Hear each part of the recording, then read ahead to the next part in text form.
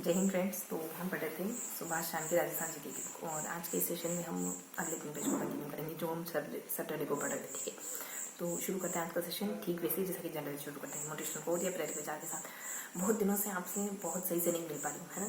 कभी सिर्फ book read कर रहे हैं तो कभी फेस टू फेस मिल रहे हैं, 2-4 बातें करके मुझे 2-4 बातें कर पाते हैं मुझको से, है ना। तो शुरू करते हैं आज का सेशन मोटिवेशनल कोट या प्रेरित विचार के साथ।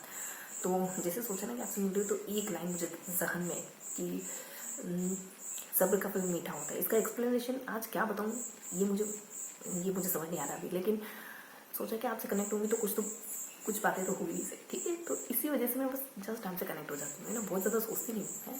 तो सब्र का फल मीठा होता है। कभी भी कुछ करें ना तो इंस्टेंट ये मत सोचिए कि आपको क्या रिजल्ट मिल रहा है, क्योंकि इंस्टेंट रिजल्ट मिलेगा ना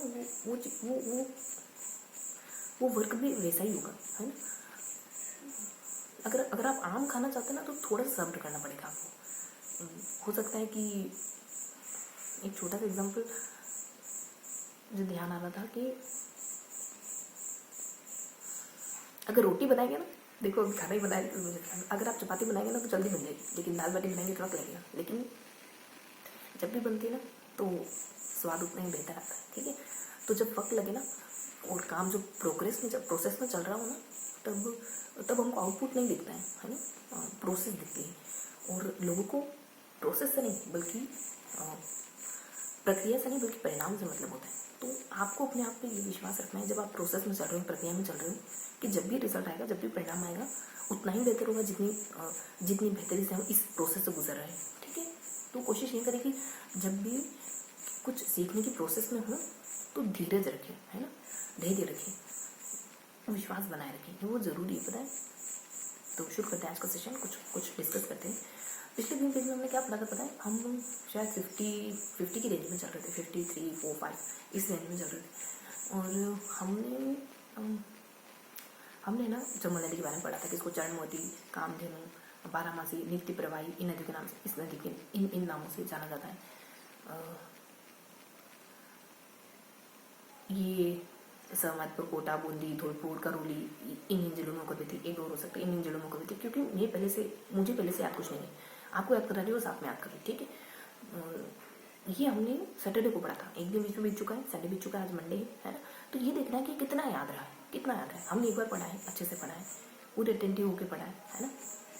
तो अगर आप कुछ भी एक बार पढ़ते ना तो आपको चीज़ें याद हो जाती है। एक बार पढ़ने में, सच एक बार पढ़ने में आपको चीज़ें याद है, कहीं ना कहीं तो है ना। आपने एक बार पढ़ा है तो माइंड के किसी न किसी कोने में तो गई है ना। आपने पढ़ा है, आंखों से देखा है, लबों से बोला है, तो कहीं ना कहीं तो वो चीज़ फीड हुई है। तो ये विश्वास रखना है कि जब मेरी आंखें एक बार उस लाइन से गुजर चुकी है तो ऐसा क्यों है कि मैं उसको नहीं दोहरा पाऊंगा, डेफिनेटली दोहरा पाऊंगा, है ना। ये विश्वास रखना है। चरणमोती, कामधेनु ये सब चंबल नदी के नाम होते हैं। ताप्ती नदी के बारे में पढ़ते हैं कि ये दूसरी सबसे बड़ी नदी है, अरब सागर की खाड़ी में गिरती है, इसकी लंबाई चौड़ाई भी थी, है ना। और ऐसे कुछ पॉइंट है। एक नर्मदा बीच में राजस्थान का मैप बना हुआ था, है ना। बीचों बीच में राजस्थान का मैप था। इस तरफ कॉर्नर पर कुछ इन्फॉर्मेशन थी, इस तरफ कॉर्नर में कुछ इन्फॉर्मेशन थी और लास्ट में कॉर्नर पर कुछ इन्फॉर्मेशन थी, ठीक है। तो ये तो यहाँ ताप्ती नदी के बारे में था। ताप्ती नदी के बारे में यहाँ नीचे चंबल नदी के बारे में 2-4 फैक्ट गिवन थे। कौन सी जगह में बहती है, कौन कौन से उपनाम है, और शायद इसकी लंबाई चौड़ाई भी गिवन थी। 1000 के आसपास होनी चाहिए इसकी लंबाई, 900 के आसपास, है ना। बहुत ज़्यादा क्लियर नहीं पता, लेकिन इतना तो इतनी है शायद। इसके अलावा यहाँ वाला जो कॉर्नर है ना उसमें शायद नर्मदा नदी के बारे में बता रहा था कि कुछ ध्यान आ रहा है मुझे कि नर्मदा नदी, हाँ, बाबा आमटे और ये सब, अरुंधति और नर्मदा परियोजना, एक 2 फैक्ट। तो ये हमारा एक पेज कंप्लीट रहा, है ना। तो कुछ बातें याद आ रही, सब कुछ नहीं याद आ रहा है, लेकिन इन कुछ बातों को याद करने में ना वो सारी बातें कहीं ना कहीं बहुत बैकग्राउंड में कहीं ना कहीं याद आ रही है, लेकिन मैं बस उनको भी एक्सप्लेन नहीं कर पा रही, ठीक है।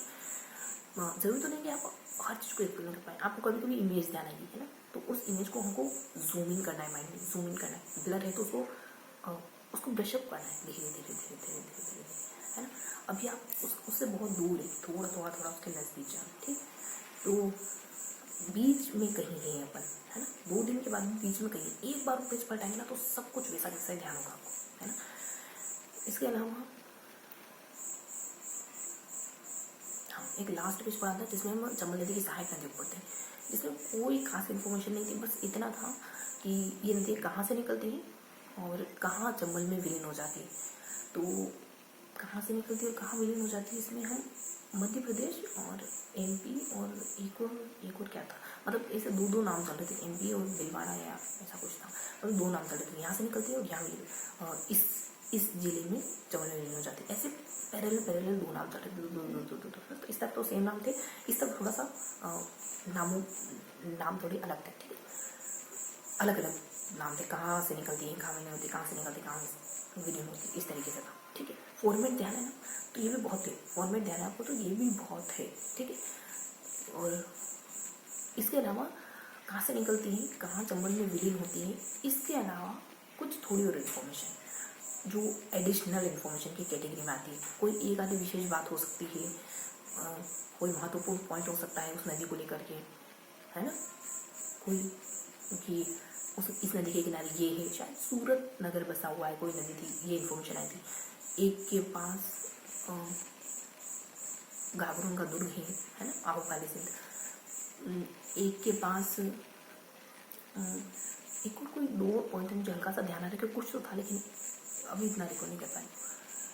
तो इस तरीके से कुछ अहम पॉइंट है ना, कुछ महत्वपूर्ण बिंदु।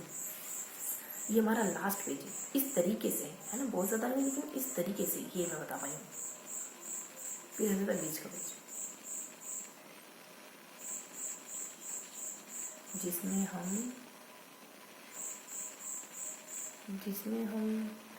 देखो, मैंने जब याद कर दी थी ना, तब ये सोचा था कि ये पेज मुझे ऐसे ही ध्यान रहेगा, ऐसे ही ध्यान रह जाएगा। पहला और लास्ट पेज थोड़ा सा अटेंटिवली देखूंगी, और ये वाला बीच वाला पेज बस ऐसे ही, है ना, कि कुछ भी नहीं करा इसको याद करने के लिए।